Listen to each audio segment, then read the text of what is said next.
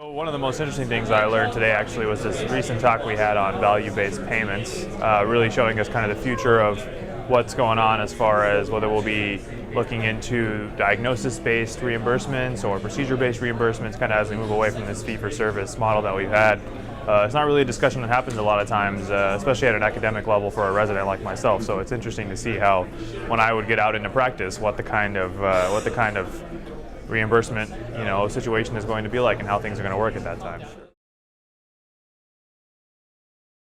So, I think a lot of the things Dr. Koenig, I believe is how you pronounce his name, was mentioning is kind of what I tend to see as the same pathway, where you have these orthopedic systems rather than orthopedic surgeons, in a sense where you have a patient who has knee pain, and rather than being worked up by a primary care physician who sees all patients and all comers and then being sent to an orthopedic surgeon, it's a patient who has knee pain comes into an orthopedic system where you have mid-level providers or dedicated orthopedic primary care physicians trained in orthopedics who are able to better take care of that patient's symptoms and conditions, etc., and orthopedic surgeons being part of that system.